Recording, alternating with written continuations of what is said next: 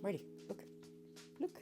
If you ever felt like you're failing because you didn't 10x your life by 30, or make six figures from a dream hustle, or manifest your dream body, you're not alone. Let's talk about why so many gurus today are selling shame disguised as success, and what actually works instead. Hey, I'm Max. I've spent the past 15 plus years managing a variety of complex programs in big tech, and now I also coach people through fitness and life structure after career transitions.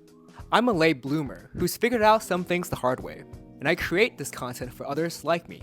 Thoughtful, skeptical, and trying to build sustainable systems, not just hype.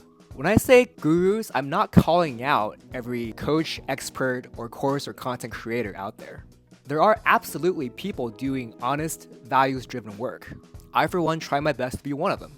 But guru culture, that's a whole different animal altogether. It thrives on oversimplified promises because today's hyper-short attention span economy demands it. Algorithms reward bold, polarized messages. Even qualified, well-intentioned creators are forced to play the game in order to stay visible and establish their authority. The recurring mantra you'll hear in this world is generally some variation of this. People don't pay for information, they pay for personality. And that's part of the trap. For a lot of overwhelmed consumers, drowning in free information and craving clarity, this is where things start to go sideways. They don't just want information, they want someone to distill it for them and apply it to their specific situation and tell them what to do. That makes them vulnerable, easy targets for strong personalities who appear to have it all figured out. And this isn't just in fitness. It's career coaching, day trading, entrepreneurship, dating, even healing and transformation spaces. Essentially, any place that you can think of where there is a desire to better ourselves in some way, you can bet there are gurus trying to monetize it for their own benefit. Here's something that most people don't understand about the business model behind most of this space.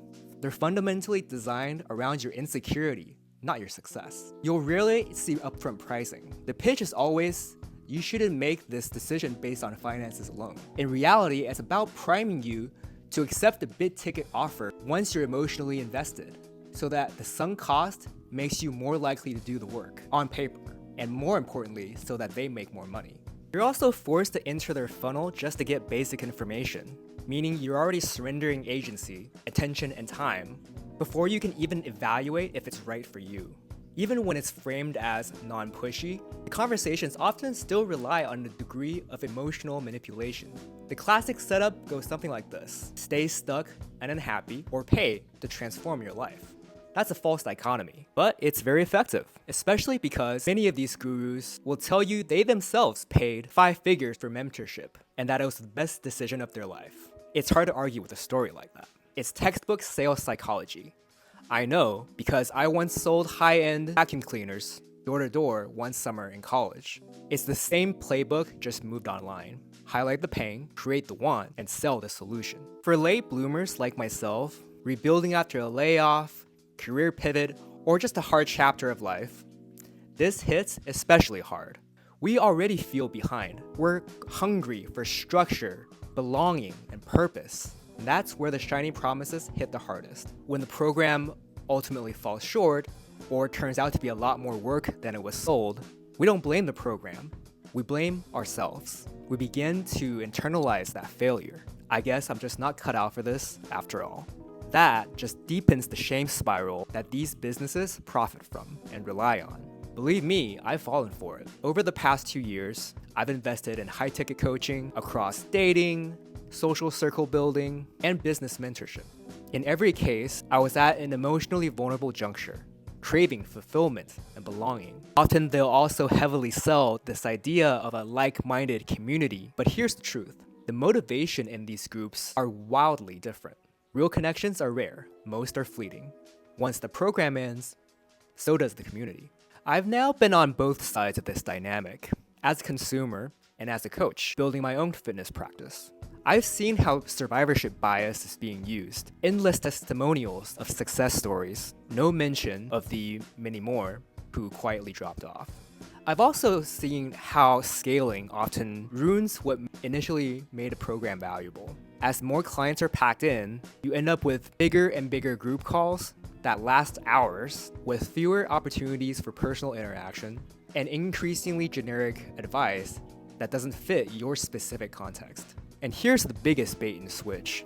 Often these programs are sold as done for you, but once inside, you realize there's a ton more work involved over a long, indeterminate period of time, usually without clear guidance or realistic timeframes.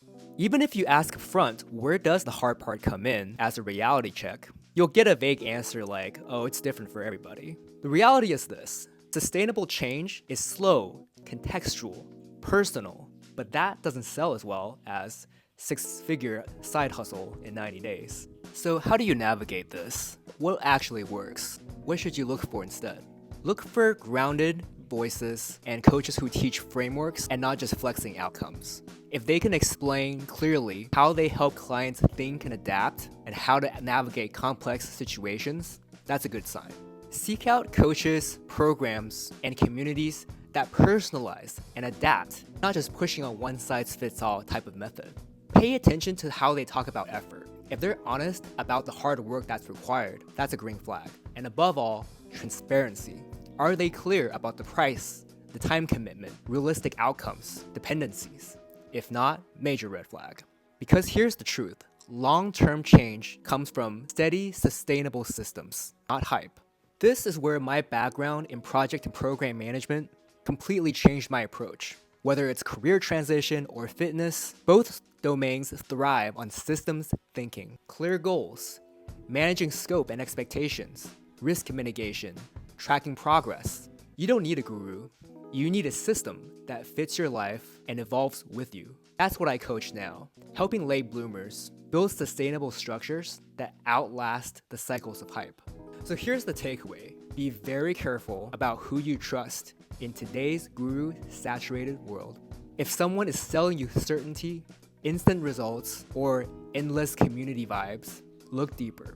Most of the time, the real value comes from clear systems, personal alignment, and showing up consistently, not from some one-size-fits-all blueprint. If this resonated, like, subscribe, or share this with someone else that's also questioning the hype.